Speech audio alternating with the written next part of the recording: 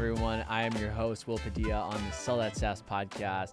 Thank you for joining us for another awesome episode. This is episode 26, I believe. So we're really cooking right now when it comes to episodes, and we're excited to come at you guys with an awesome episode with a returning guest, Keegan Otter. So head of sales at Warmly, and he's been on the podcast before, and we've been basically, it's been probably like a 3 or 4 month gap since we've had him on. And today we're going to be talking about community, how important it is to have a good, strong community as a seller or as a rep in general, or just in life. It's so important to have that right community. We're going to be talking about what we're up to on LinkedIn and how it's creating us leads.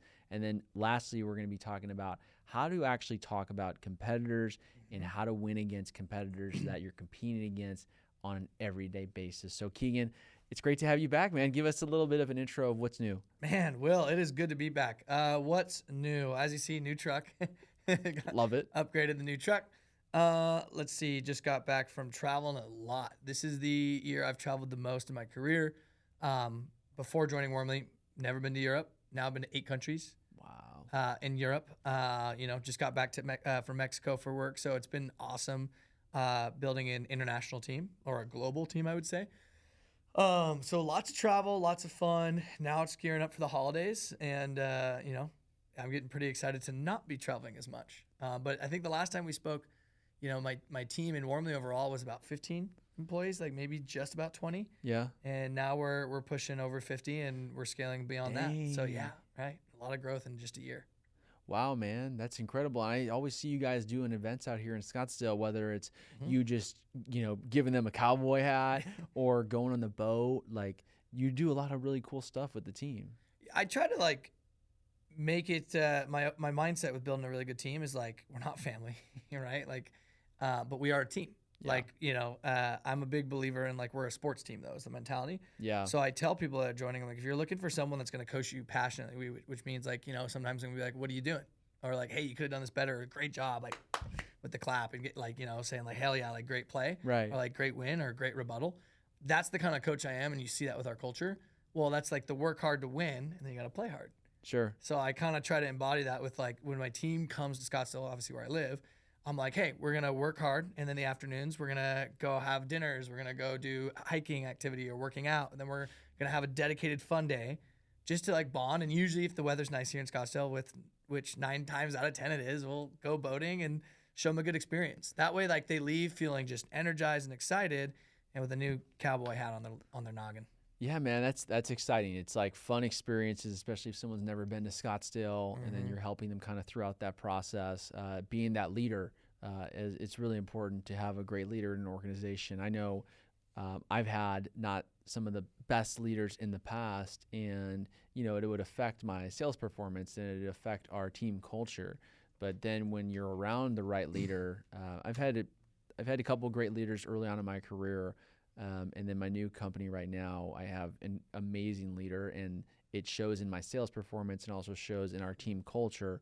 So as a leader, I mean, it sounds like you lead from the front, as you're the ones going out there doing things yourself. I see you all the time posting on LinkedIn, encouraging the team, which in my view, if I was under your leadership, it would encourage me to post on LinkedIn, to be active, to start generating leads, and also just to work hard because you're out there working hard yourself.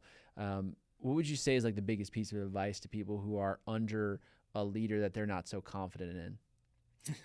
Leave. Yeah.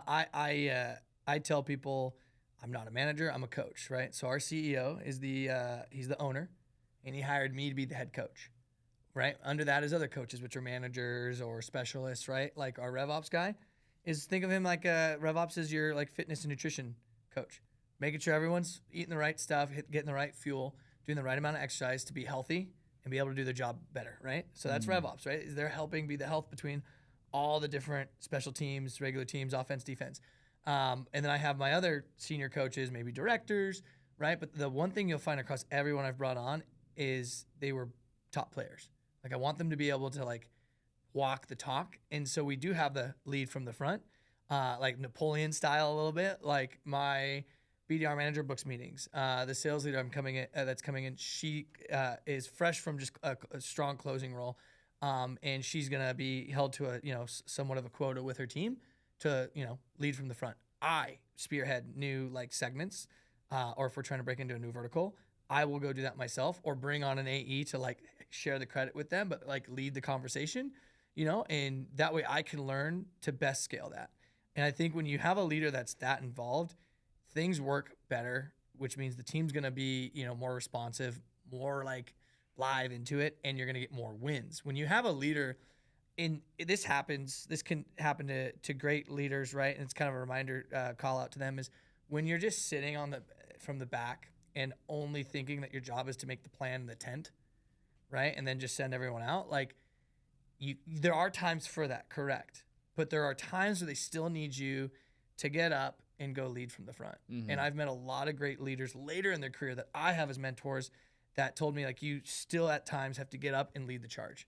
And while I'm young and have the energy, I'm going to do that. Yeah. So I would encourage people that are working for leaders that they're not totally bought into, or they're not walking the talk, ask what, maybe you don't know what they've done in their career to like make them want to go from in the tent drawing out the plan. Maybe they've done the time and they have the experience and they know what they're talking about.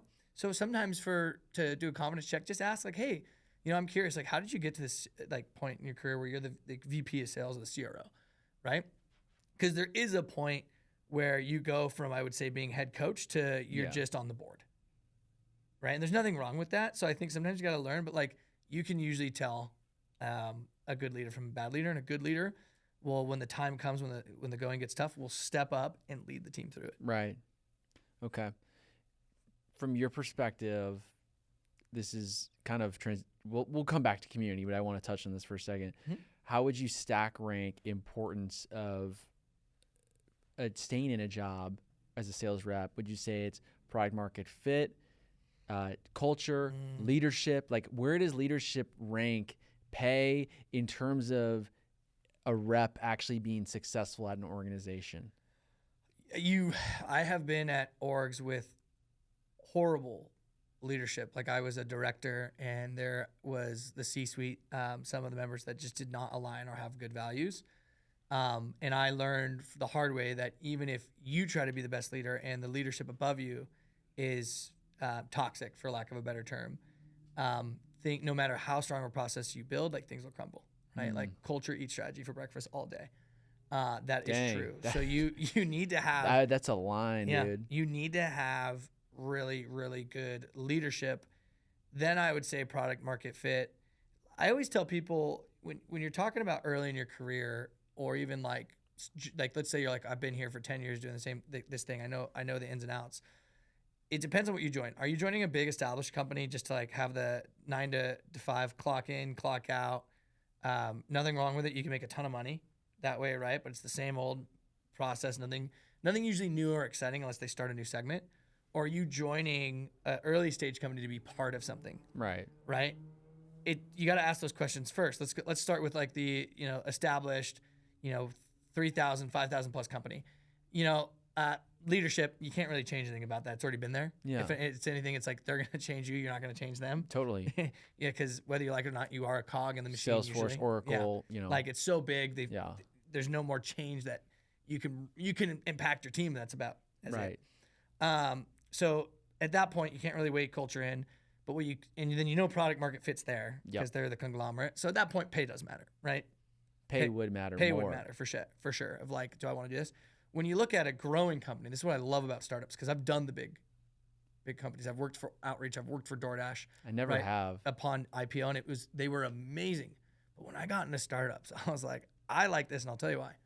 Yeah.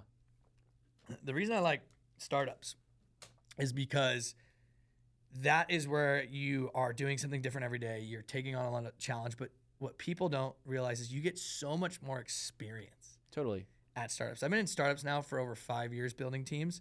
I have been approached by the conglomerates saying like, hey, like, we could use someone like you to change some things up, right? And it's not like a VP position. It's usually like a senior manager or director position at these bigger companies because they already have their multiple VPs, SVPs, and CROs.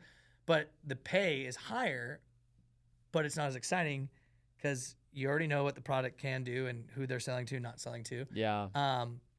and you can't really impact the culture too much more than the team that they may assign you to. Sure. So when I look at companies, I look at, one, what's the exciting stage? Like, are we like just starting to figure out like the product market fit and just taking off? Have we discovered that and now we're even expanding to get more deep into our product so we can sell to other verticals? Like, that's exciting to be part of. That's where people make money. Yeah, right. There were AEs that joined Outreach when it was just starting to really establish, like, we are a sales engagement platform for SDRs and 8 full cycle. And those AEs joined, I think, Outreach when it was like 100 employees. And they were millionaires by the time Outreach was 400 employees, right? Like, that's we found our product market fit and now we're expanding into this, right? There's hey, we found product fit, you're AE 1 or 2. In a year now it's 15 AEs. You're going to make a lot of money that way, right? Right. I would say in those two scenarios where in an early stage company or a fast growing company that's under 1,000, leadership matters. Yeah.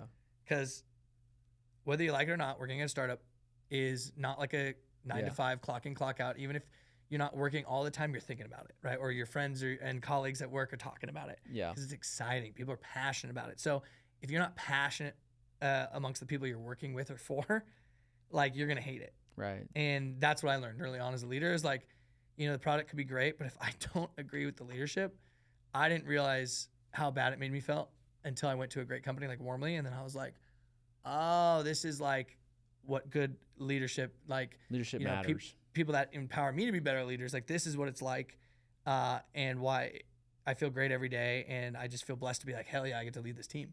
Right. So I would say, look at those two distinctions: big company versus growing versus startup. When it's the two of growing and startup culture, you need to have that be very important. And you then in terms of leadership, then product market fit, right? Totally. And sometimes it's worth taking the risk, right? If you're at some place for a year and a half and they kind of had this growth, but then maybe like the product wasn't totally there, you have a story to tell. That a lot of other companies that are growing are be like, well, you took a risk and you kept your stats strong. It was the company's, pivots and decisions that didn't work out, not you. But you know what? They like that you were willing to take the risk and you had success through that risk. Yeah. So I would say that's an accelerator to your career. And then the pay, right? And so my CEO, shout out to Max, said it best. You don't join a startup to make a ton of money right off the bat. You join it to get the experience. You join it to join an awesome group of people that are like, let's build this thing. Let's go from like idea to creation. And then you're there for like, I want to see if I can get to that outcome. I know I'll get rewarded and get rewarded financially. So much wisdom in there about the startup life, because I've only done startups in my career too. So I was at Grin for 4 years, joined the employee like 55, and then we went up to like 450, and then they fired everyone, and then now they're down to 60. So that story was kind of sad, But that again, it's a story. You literally that's took a the lot of experience. You probably learned a lot from You that. just took the words out of my mouth. You said the product's like this, then it goes flatline, but it's a story. You literally just said that, and that was my experience. It just clicked me saying that out loud. Yeah, I was there for 4 years. Product flatlined. It did not, do well, and then. And with that experience, would you confidently be able to like maybe call something out in an org if like, especially a startup, if you saw where the product was heading in the wrong direction, you might be able to say that wisdom, saying, hey, at my last org, we didn't think this was a big deal, but this is what happened as a result of it, right? People will pay more for here's what you should not do than people that just know of, well, this is what I know works. Facts. It's almost actually more because you're then bringing up a negative, and people's minds respond more to the negative than the positive. Mm-hmm. So if you're like, if you do this, this will happen. Ooh, I don't want to do that. But if you do this, you'll get this. People are like, okay. But if you tell them that there's a consequence that happens with the actions, they're more likely to say, all right, I want to stop. And so, yeah, I just really touched on a lot of things you said about leadership. A story I've never even told on the podcast was that after Grin for 4 years, I got approached by a true startup. Like, I'd be employee like number 3. Mm-hmm. And it was the leadership that caused me to quit. I don't even have my LinkedIn, so no one knows it even really happened. I was there for 5 weeks, and leadership was so bad. And that's an example of, if the leadership is hell, at a startup, your life's gonna be hell. The leadership was crazy, or lack thereof, right? I would appreciate if there was some leadership, but there was none. And so that was the first time in my life where I was like, oh wow, leadership matters. It matters so much. And then the natural fear in me was like, is a startup for me again? This is a, but then I think the startup wasn't the issue. It was the leadership. And now I'm at Aspire and I absolutely love it. It's been 5 months. This is the best I've ever done in my sales career. And That's awesome. Thank you. I credit, obviously glory to God on that for getting me here seriously. But then also it's like the leader that I got blessed with is John. His name's John Mitchell. And he just immediately from day one was like, I'm going to coach you, like you said, like similarly to how he's like, I'm going to coach you. I'm going to be there. We're not family. There's that relationship. If any org ever tells you they're family, run. What would you say to the line where it says,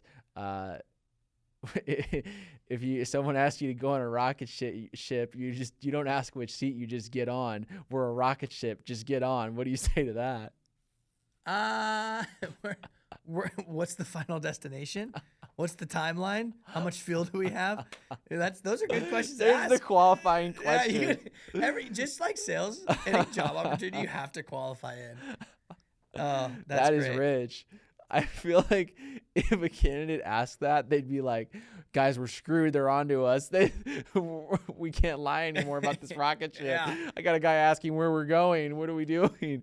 In fact, I love it when people are when someone's like, I guess the word is like, it's not nosy, but when someone asks a lot of questions about the company, the trajectory, the burn rate, run rate, most importantly, the run rate. When they ask those questions, that just tells me as someone that brings on, sellers, managers, SDRs, it just tells me like, okay, this person knows what they're talking about. This person has the experience. Yeah. Right. And so it's never, if any company is turned off by you or like, if any company is like turned off by the questions of like, oh, like what's your annual run rate? How many like people do you project this team growing to? If they're like, why would you ask that? Run? Like that's not a good sign. If they're like, oh, that's great questions. Like, let me get the facts to you. That company knows their stuff and you want to join the company that knows their stuff. You do, bro. You don't. I know what our run rate is. I know what our trajectory is per quarter broken down per quarter and for the year. I know, what my headcount range is going to be and the structure of what the org's going to be in partnership, sales development, and how I'm working with marketing. So if someone asked any of those questions, even the conversions, as the head of revenue, like I see those stats. My job is to know those stats. So if someone's in an interview with me and they're asking those questions, like I'm going to know it because I'm prepared. I'm a good coach. If you get to that final head coach and they don't know those answers and they can't get it to you within a like quick time turnaround, that's the red flag showing. Yeah, be careful. Yeah. Right. That's good, man. Okay. A lot of good stuff on leadership. Mm-hmm. I want your take in just, the importance of community for sales reps, whether it be their community of friends or community of other sellers or even their teammates, like kind of how you bring everyone closer together. Mm-hmm. What would you say the impact community has on a rep's performance? A ton, actually. The way I'm recruiting and building our AE team out further is I'm looking for collaborators and those that want to be peer-to-peer coaches, right? Even if you don't want to be in management, you still got to be able to coach your teammate of like, why'd you miss that pass? Why didn't you catch that? Like, we got to do better at those, right? So it's the same thing. I want the AEs chirping at each other in a good, positive way of like, hey, why don't you ask as many discovery questions as we go through in our training? Or they mentioned that they use this integration and they asked about if the data is bidirectional. Why didn't you walk them through that, right? Because here's the thing. A good organization is a good team, is winning as a whole, right? Yeah, you're going to have some players, just like in a sports team, that are the MVPs, right? High stats. So you're going to have some AEs that are just crushing it. But if only one or two AEs is crushing it and the rest isn't even at the 80% line, that's not a winning team. Right? That's a team that's never been to the Super Bowl. True. I don't know what it's like because I'm a Seahawks fan, but I'm a Bears fan. I truly know what it's like. Yeah. So, but that's what I actually tell the team. I was like, listen, that's why we need to have some peer-to-peer. So I make them watch each other's demo recordings and say, hey, give some feedback of what you liked, what you're going to apply to your calls, but also give them feedback of what they could have done better. That's good because there's a lot of egos with AEs. There's a lot of egos like, I don't want to watch so-and-so's call. Listen, the biggest thing that can kill a culture is bad egos. I don't care how great you are. Like, the truth is, when it comes to sellers, we are a dime a dozen. So if your ego You gets think in the so? way, oh yeah, if your ego gets in the way, let's say like you're an enterprise AE, there's not going to be thousands of enterprise AEs, but there's hundreds. Yeah. You know what I'm saying? And there's Right, someone else that maybe joined another company that doesn't align with, like, doesn't like the leadership or isn't liking the pay. That's probably, if you do a little like headhunting, is willing to come over. So I always tell people, like, Yeah. we don't have egos here. And what gets rid of those egos is that peer-to-peer coaching and like call assignments where you're just like, hey, once a week. Like, I'm not asking for 2 hours, 30 minutes tops. And then we do group coaching. Easy. Group coaching. So, have you ever seen that meme? And you're gonna think I'm crazy. You ever seen the movie Kicking and Screaming? Yeah, with Will Ferrell. Yeah. Yeah. Do you remember that scene where Mike Ditka comes up to him outside and he's like, "No, you get me a juice box. I'll tell you when to get me a juice box." And Mike Ditka's like, "What the heck?" And he's like, "I'm in charge here." And the meme is like sales rep talking to the the manager, the VP of sales. Yeah. And how do you? Because I'm not gonna lie, like I've typically been like up there in the ranks, like usually like 1 or 2 or whatever at most organizations. And sometimes there is that weird dynamic of like my VP not knowing what to say to me because I'm the top performer. And obviously I'm chill. I'm going through that. I work through that. But how do you, because it's like, I feel like it's inevitable where the top seller and the VP, like the VP wants him to follow, the VP wants him or her top rep to follow what everyone else is doing. But then the top rep's like, hey, I'm doing this, I'm doing that. Because it happens at every organization. Like, how do you deal with that one? The one who's like, hey, I'm doing my own thing. Yeah. I've gone through this recently. What you do is you call it out early and you set up time with that rep. If I'm talking about the leadership perspective to the rep. Leadership. Right? What you need to do is call it out as soon as possible. And you don't call it out in a way of like, you need to change or else you're not going to last year. You call it out of like, listen, you're the unspoken team captain. Oh, wow. How you choose to act is the culture that you're going to allow and continue to ensue in this company. So if you want a team of assholes that will work with you and you'll make a ton of money, but at the end of the day, none of them are going to want to go to happy hour. None of them are going to want to do like a road trip. None of them are going to want to like work in the office with you, whatever it is. You know, like you meet some of your great friends through work, right? So if you're willing to just put in the work, make a ton of money, but truly not have anyone enjoy working with you, go that route. And what you're going to find is that they will work. And I've had this. We had to let go of someone at another org. Wow. Killer sales rep, but very, very toxic to the culture of SDRs. And I agreed with the SDR and SDR leadership. Like, listen, if this person doesn't want to play by the rules, they don't need to get prioritized in the round robin. If you as an SDR have a problem, because I had that when I was a rep, when I had some enterprise AE at Outreach being like, hey, you didn't like do all your notes. Like, I'm not going to SQ out because you didn't do your job. I was new. I was like, I was 7 months in. I got promoted to enterprise. There was a couple extra fields. I missed it. Wants to punish me from my pay. You know what I turned around and said to him? Said, fine, you don't need me as your SDR. I'll prioritize the other AEs. Mm-hmm. Never got a deal again. He complained to my manager saying, the worst, well, here's why he complained. I was one of the top SDRs. So he's like, I'm not getting any pipeline from this guy. And I didn't even hide it. I go, yeah, if you're an asshole to me, I don't have to work. I don't work for you. We're on the team. Right. There's other AEs I work with. I'm just going to prioritize them. And I have a way of hitting my number. Yeah. So like what I've seen what I did allow is I pulled that AE aside, when I went into leadership and I said, listen, you can't talk to them that way. And, right. And your culture is the way that you're acting, your attitude is hurting the culture. People don't feel appreciated. People don't want to work with you because now they feel like they have to work for you. And the truth is they do not. Yeah. And what happened is I allowed the reps that got turned off by that AE to go focus on other AEs. And what happened? The other AEs surpassed that AE. So leaders, it's a game of chess. Right? Now, if that person would have turned it around and maybe had some accountability, still probably would have been number one and the reps would have wanted to work with them. But because of the lack of accountability, even after that discussion of calling it out, the team worked its way to weed that person out. Goes back to what Simon Sinek says, right? About the Marines with leader, with what was it? Oh, wow. Trust and level of experience or tactics, right? Or skill, trust and skill. And I just had a talk with my CEO today about I am totally on board with bringing on someone and taking even a risk on someone that has less skill, but establishes more trust with the team and myself. Yes. Because when you can trust somebody, I can't tell you the amount of like relief that is. And when they trust you, they're going to work harder when there's stronger trust to make sure that we all get across the finish line. Whereas the lone wolf person that doesn't care and is toxic will throw people under the bus. And what's going to happen is that person usually gets pushed out by their own peers. And for those that are like, that'll never happen to me, it might not happen today. It might not happen in 6 months, but in 2 to 3 years, there might be a reason there's another top performing or 2 top performing AEs that outpace that one. And if you dig into it, you'll find it's because people focused on helping those others get more success because they had that trust.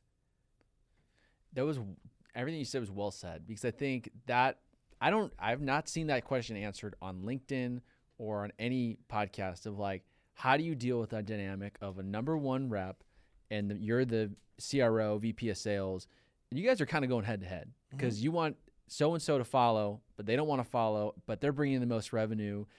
You got the CEO saying potentially other mismatched things. You could have a CEO who's on the rep side, let them do whatever they happened to my last company, not with me, but with the top rep.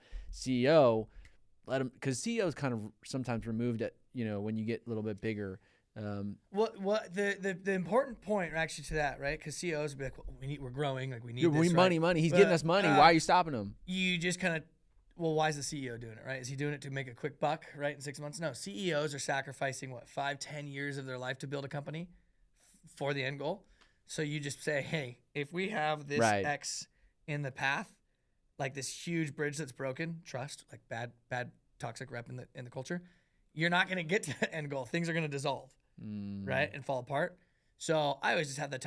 I'm very fortunate that my CEO and I are very close. That's good. Built a good bond and friendship, and we have a lot of trust and accountability. But we've had those talks of like, well, this is top rep, but I was like, well, I got to give you some insight of like ways we can make it better and how we, like, especially change management, right? Even let's say you have a great rep, which fortunately I have a lot of awesome closers, a lot of awesome women closers too. We love the women closers. 90% of our AEs are women, so it's awesome. Let's go. To flip the script, right? Yeah, it is. Yeah, to see like more women in tech, and they're absolutely crushing it. I have no complaints. I love the people I work with and the management. I have the other coaches with me, I like to say. But change management is hard. Even for your best rep, they're always like, what's this going to do? And that's fair. It's their paycheck. It's true. So what you got to do is, I like to do actually a formal presentation as if it's like I remember back in college, like my end of year or end of quarter presentation for the class. Like even though I've known them for like years, some of my A's or months, I'll make it a very formal, detailed presentation going back to Jocko Willink of like, you need to have your plan built down to the lowest tier of competence. And the reason being is I just don't want any doubt, right? I want full clarity. So anytime we do a drastic change of like we're changing comp plans or we're changing, for example, we changed segment. We went more up market. We had the SDR say you no longer get credit for lower traffic. It has to be 10K traffic and above because we're credit based. And the AEs were even like, well, what's that going to do to us? And I'm like, yeah, you can't really work smaller deals. You need to work higher deals. It's like more up market, larger ACV. And it sounds great in practice, right? But then you're the AE being like, well, I close a lot of small deals. Right. That's how I make money. The bigger deals take longer. What am I going to do? So then I told him, well, you know what? It's great. Great question. I'm glad you asked that. Here's our plan of how we're going to be successful and some of the change in process for going after these bigger deals, not only going after, but working them and closing them. And here's what I've built for you. And then here's an open room of like, what do you need to, succeed even more? Once we had that presentation, the team went from, oh, okay, we're making this change to like, oh, hell yeah. Like we're going to be bigger. We're going to be better. We're going to make more money. Yeah. And the result, we increased our ACV by 50%. And the team has been bought in ever since. And now the team's like, when's the next big change, right? But I go back to like, I was very, very cautious that, like, again, your top performers, you don't want them to have doubt, right? Like, we're talking now, it's good culture all around, but doubt kills, doubt and time kill all Then deals. they'll tell everyone else, Yep. I don't know about this. Like, hey, can you huddle real quick, so-and-so? And they're like, hey, did you hear about this plan? Like, I don't know. So when you announce they'll something, ask, as you said, the unspoken leader is so powerful. The lower reps will say, I want to know what Jennifer thinks. 'Cause she's number one. I'm going to call Jennifer. And then the top rep says, yeah, I have doubt. This isn't good. then it just trickles down. And then Everyone freaks. everyone's just like, I don't know. Are we gonna be here long? Like, do you think this is right? So what I always do is I build out as much as the plan and the steps, and then even the enablement pieces and even the content, turnkey templates and stuff for the reps before formally announcing it. All I say is, hey, going into a new quarter, as you guys know, in a new quarter, we have some changes. Next week at our stand-up, you will have we're going to increase it from 30 minutes to an hour, where we're going to go A through Z through all the new changes, content, enablement, so you can be prepared for the quarter. Implementing that has been a game changer for change management, buy-in, and I would say keeping the culture strong and trust. Okay. Right? And also, when you have trust established, you could say, like, remember, as always, trust the process. That's what I say. Okay. Well said. All right. Transitioning to, you could touch on the LinkedIn one relatively quickly. Yeah. But I love LinkedIn.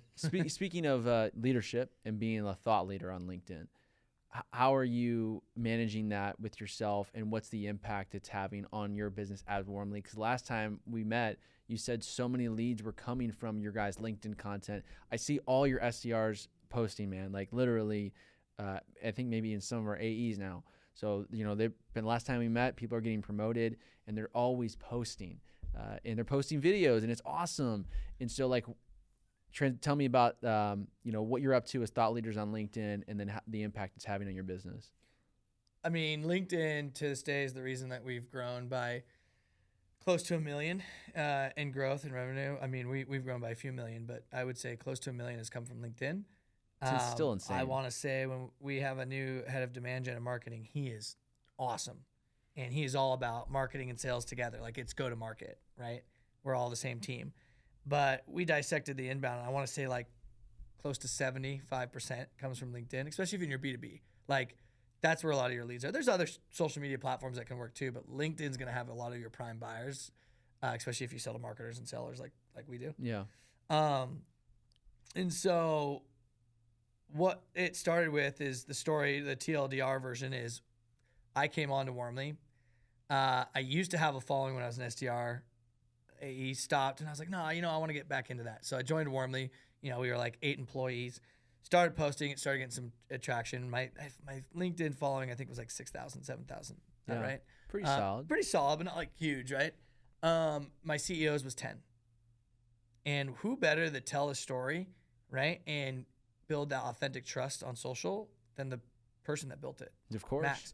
So we were at a leadership retreat, and I was like, we got to go on LinkedIn. And he was like, I don't know. And he will admit, he was kind of like, I don't know. He loves LinkedIn now, but he's like, I don't know. It was the other co-founder and CPO, Chief Product Officer, Karina, that was like, no, like, I actually think this will work pretty well. And her and I cornered him. We're like, here's the plan. We're going to just do this for a quarter and see how it goes. A couple like posts, like two a week. Fast forward, we've grown by almost 1 million in revenue just from LinkedIn. Now we're doing our ads through LinkedIn on top of posting. We're using our LinkedIn messages to push people to other major thought leadership posts that got a lot of traction, to build more of that trust of, like, we know what we're talking about. This is Warmly in practice. Here's like a couple examples. Our head of revenue or our CEO have to talk about, like, on LinkedIn, because you're keeping them on platform, right? Imagine if you're DMing, if I'm DMing you and be like, Will, you ever heard of, like, Warmly? If not, we help identify, people and companies on your website are showing signals. In fact, here's a LinkedIn post where we break it down. You're never having to leave the platform. Right. Right? So it's a lighter lift. People see that, then they go to the website. Yeah. And builds trust. Builds the trust, and it's the authentic, because we're the people actually using it. We're the people building the company, telling the story. So fast forward, Max, my CEO, just hit 25K. Wow, that's I big just hit time about on LinkedIn. 15K. It's not easy. So like we both doubled. He more than doubled Yeah, our you following. And now we have a requirement. It's a KPI that the SDRs do a post, team posting. That's fantastic. And it's been killing it. We have people messaging Max and I saying, you know, when our company gets bigger and we start building a sales team or we hire a marketer, like I want to talk warmly. You're all your mini team marketers, is dude. everywhere. Our demand gen person, he loves it. Chris is like, this is awesome. Like how the team's makes his life a little easier. Yeah. And you get more good than bad.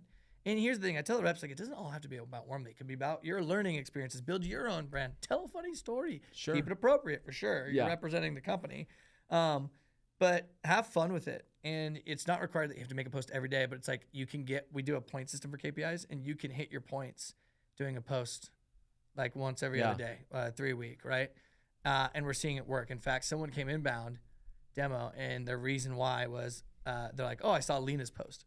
So I literally slacked a reply to that inbound and said, at Lena, if there's no SDR, make yourself the SDR on that inbound, right? And like that makes sense. They saw it because of Lena. She needs to get credit for it, right? Yes. And you talk to other, I would say, influential ICs, right? Like AEs and sellers and SDRs that like have an influence that post. And they do admit like, yeah, I've driven some leads to the company. Unfortunately, I didn't get credit for that. I'm a big believer of like, You have to share get the wealth. credit. Yeah. Share the wealth in terms of like, if you have a top-notch AE or SDR that's vocal on social and driving leads, find a way to give them a small cut. Even if the lead doesn't go to them, maybe it's out of segment. Find a way, because that's only going to incentivize them to help the team more. Facts. Right? So that's kind of what we've built a program like that at Warmly, and I'm happy to dive into that. But how we're really leveraging it is Warmly works to see who is coming from your LinkedIn onto your site. That's right. And we have another signal coming out that is actually scaling what humans used to do for social selling. Comes out this December, and we will actually be able to do a lot more social signal reading. But we right now could see if someone comes from a comment or a post or just clicks on my profile, comes, checks out Warmly, I could see that they came from there, the actual person and the company, and automate a sequence and LinkedIn automation. So I just met with a prospect today, a director of sales development, and she's like, what got me interested in Warmly is I saw a post, and I think I saw an email for an event you were going to be at in New York. I checked out Warmly. Within 5 minutes, I had one of your reps connect with me on LinkedIn, and that rep emailed me. Wow. And then in your email, you explain like how this is triggered by Warmly.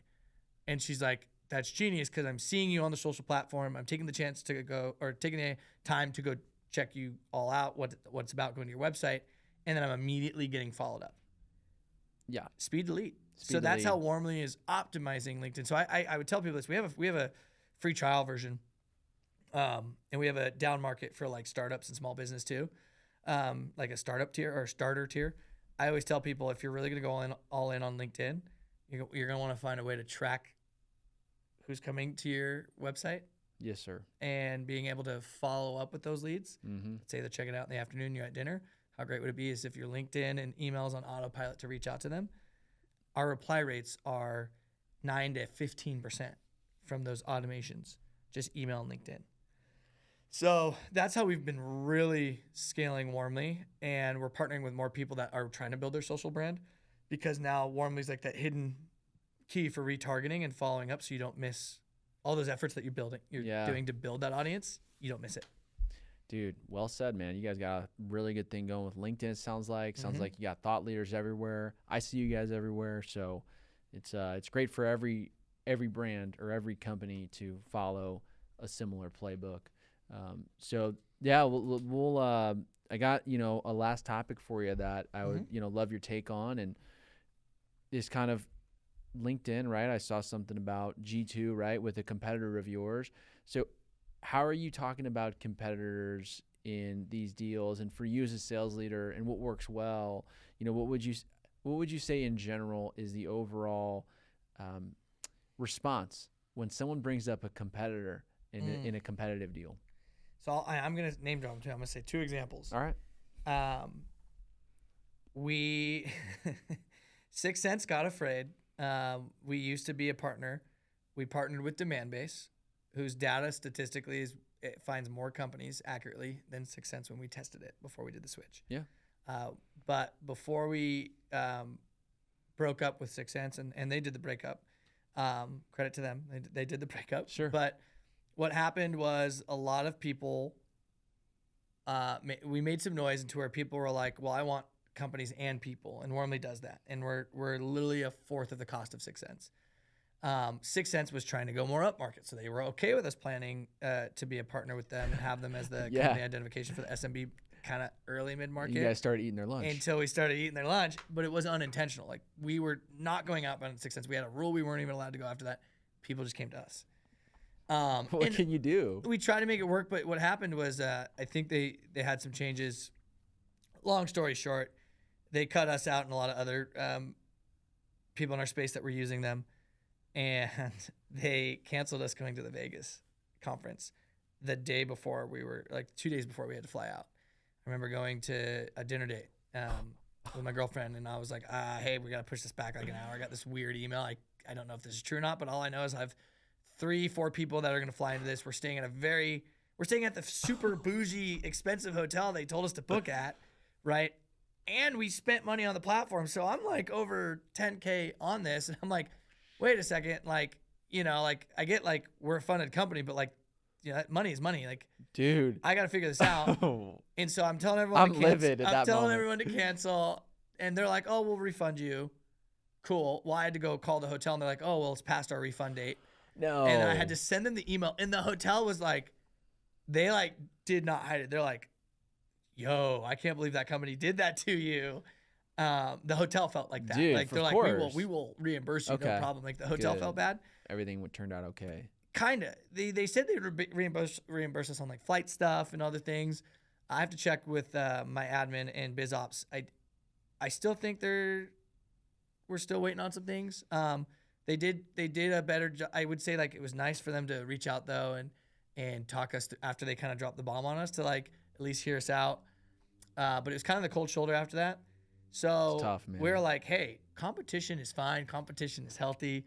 We're not going to hide that we're competitors. So we made a post about how we're competitors and how we frankly are kicking their butt. And people are more happy to use us for a fraction of the cost, but more data and more automation. Yeah. And a chatbot. So they, I think, pushed.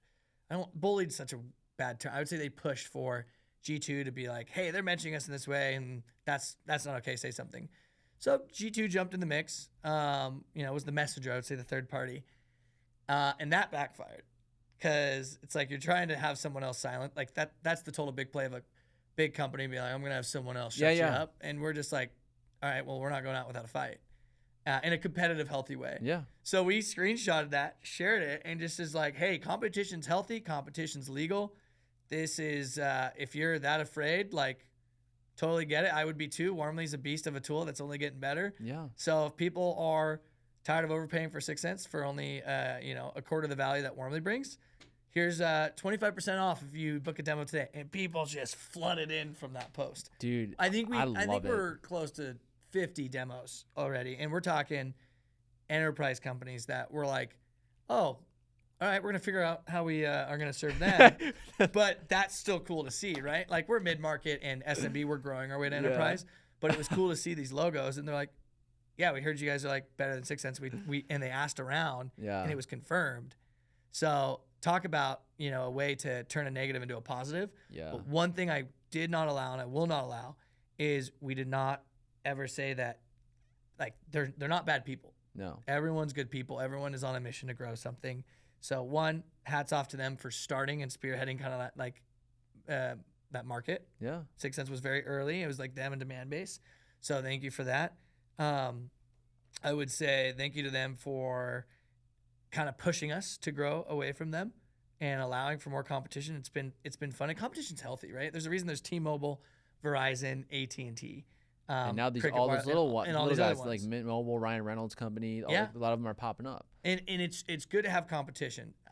So it's just like competition, just like sports. You can like respectfully ruffle the feathers, be like, I'm gonna beat you, I'm gonna win. I mean, think about. And I think that's what we're drawing the line of good. Like we're not doing anything to each other that would jeopardize the brands. We're just telling the stories, and we're just saying, hey, this is what people are saying.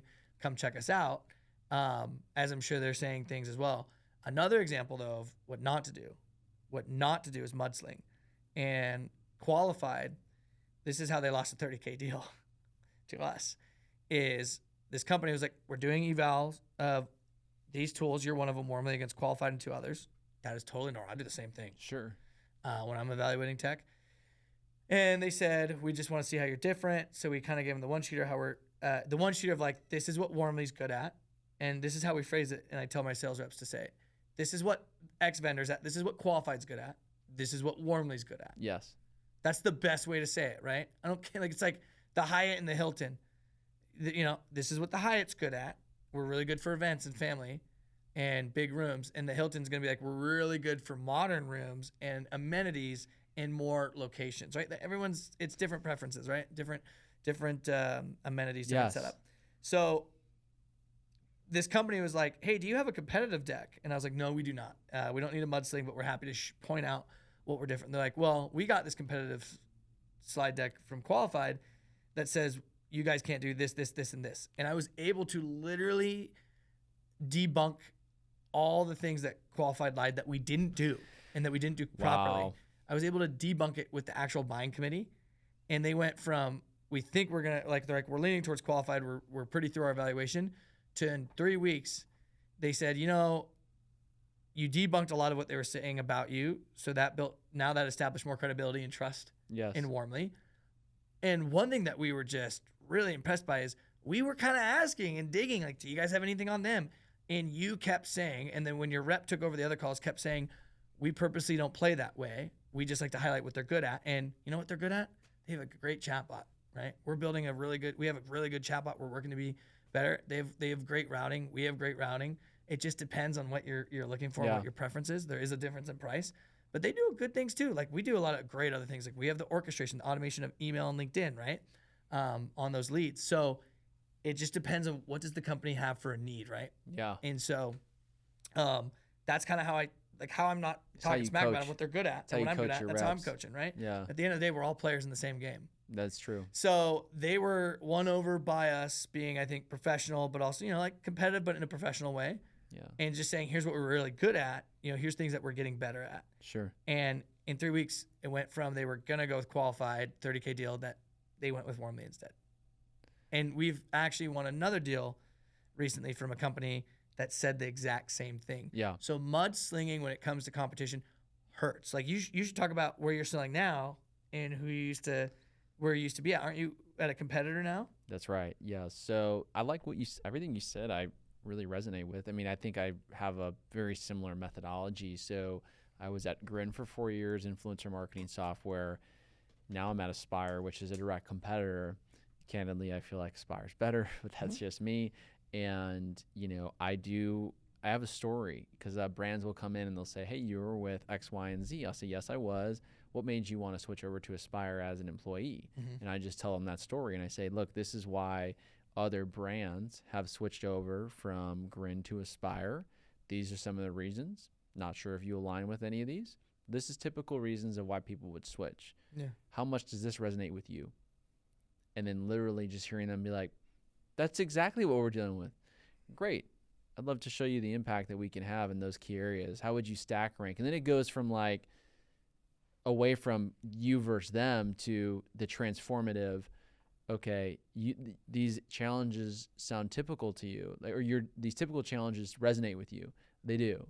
Okay, how much of an impact is that having on you? And then you start to uncover. It may not, as you said, it may not be having a big impact on them. And then that's fine. Hey, what other areas can we focus on? You took a call for a reason, right? You took the call, right? So what's working well, but also what's not working well? You took the call. So why are you here? Have you ever done the anti-selling? No, you should stick with them. Not that. There is anti-selling that way, but with your competitors, when someone's like, well, there's down market competitors, right? Yeah, they do that a lot. So they're like, well, your price is higher than 3x than theirs. So like, I might just go with them. I go, okay, go. Like, they're good. Like, they're built for that segment. We're built for companies that are trying to solve this and have this pain, which is clearly what you have.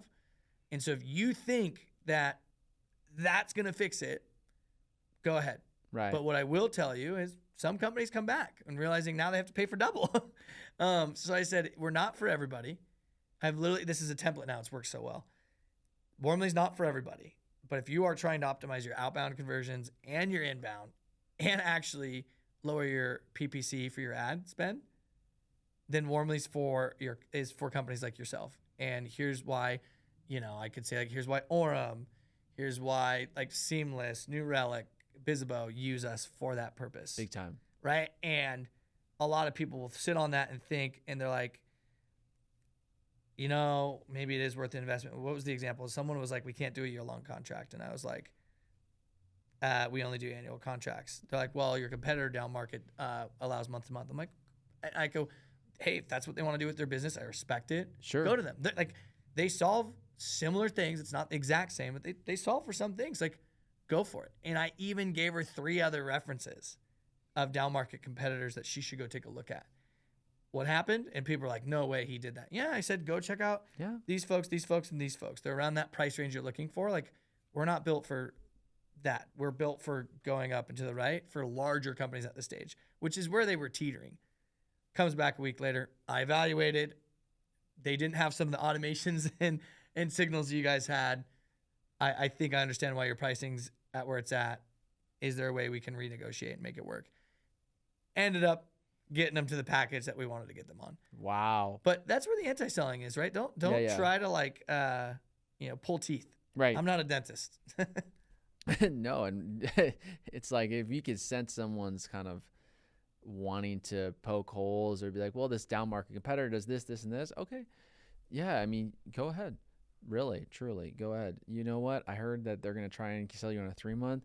I heard they do month to month if you push them hard enough. And then like, you could see the prospect like, this guy just gave me a sales tactic to use on him. But yeah, they're going to tell you. Yeah. And we may not be ready for, or we might not be the fit for you. You might not be big enough for us. Right. And then they're like, wait a second. They're going to try to qualify themselves in. I wouldn't say just to sellers that are hearing this, don't just use that tactic openly, right? But when the situation presents itself, it's necessary, but it's also truthful. Why would I sacrifice what our team's working hard to build that has worked for more upmarket companies and fast-growing startups for someone that's not fully bought in or belief? Like, maybe we didn't, get the pains right. Maybe we didn't create enough value. But for them to say, well, you need to be at the price of this down-market competitor, at that point, you're losing your own value, and you don't believe in your product enough if you come down to that. Yeah. And so that's where you kind of advise them of like, hey, we built this for a reason, and it does work, and that's why we're targeting these people. I know you can go either or. Maybe we're not the fit. Go check it out. And you know what? Sometimes they're going to go check someone else out, and they're going to do it. But I would say 7 out of 10 times, they're going to come back. Yeah. And you've been selling for a long time. I'm sure you've seen where people come back. Yeah, they always come back. But it's also just having the swag of, it's all right if you go check them out. Yeah. Well, also, too, if they don't come back, maybe they were that much of a pain in the ass and you don't want to deal with them. That's an unspoken thing in sales, too. There's a thing about, because remember, when you're a salesperson and if you have a CSM, like, they're going to be tied to the company. And so if you bring on, I always tell my reps, like, we do it like are they a pain in the ass scale? Yeah. And if they are a pain in the ass to where we think it's going to loop in leadership and cause more time than it's worth for that contract, we will say, I think it's happened once, but truly it's only when a company is not a fit culturally where they're going to cause more problems and stir and take more human capital time than their actual contract's worth. That's when you as a seller need to be able to disqualify that out too. It happens to me on a weekly basis. People want to buy big time, like the credit card out type of situation. And just the way they're talking to me and the way they're maybe talking to my colleague and their demands and expectations. Mm-hmm. When I'm trying to level set and they ignore the level set, no, we want this, but we're still down to pay. I have to say, I'm sorry, we can't work with you. And then the anger and frustration of telling someone you can't work with them when they want to work with you is crazy. But it's reframing. These are the reasons why we can't work with you, mm-hmm. because you're misaligned on what we can provide. It's ultimately not going to be a good experience. You don't want to you don't want to overpromise, underdeliver. It's going to be a bad experience for everyone. So, okay, man, this has been a great episode. It's been fun. Of a lot of great takeaways. So we got everyone on leadership. We got some great lessons on leadership. We got great lessons on why it's important to be on LinkedIn and be a thought leader. Community and culture. community and culture and how that blends into your success as a rep. And then lastly, we talked about how to talk about competitors, which we have never talked about on the podcast. So this is like from an educational standpoint for everyone listening. Definitely recommend you go check out Keegan on LinkedIn. He posts great stuff, thought leadership, sales. I think also if you're a sales leader, you're wondering, okay, how should I look at my LinkedIn account? Going to kind of boost you up here, but if you're a sales leader, don't be afraid to put yourself out there. Look at Keegan, look at the success it's had for him and his team. It helps with recruiting too. We don't have to hire a recruiter, and some of the big names that you heard of that the audience will have to wait for that are coming aboard the team are going to really shock the community, like send shockwaves in a good way. And it comes from the brand. Yeah, it comes from the brand. Well, guys, go ahead and find Keegan on LinkedIn. But Keegan, where else can they find you? Just LinkedIn? I would say LinkedIn, getting the TikTok back up, but LinkedIn is my prime social. Okay. All right, guys. Well, check out Keegan on LinkedIn. Thank you for the awesome episode, Keegan. It was great to have you back. And everyone who's listening, make sure you subscribe to our YouTube and then also give us a rating on Spotify. I'd really appreciate it. Just coming at you guys with some different educational lessons, no matter if you're just waking up in the morning on a walk or drinking your morning coffee or in a car driving, any situation. We want you to turn in the Sell at SaaS podcast to learn, to grow, and to be better as a sales rep. So thanks for watching. Thanks.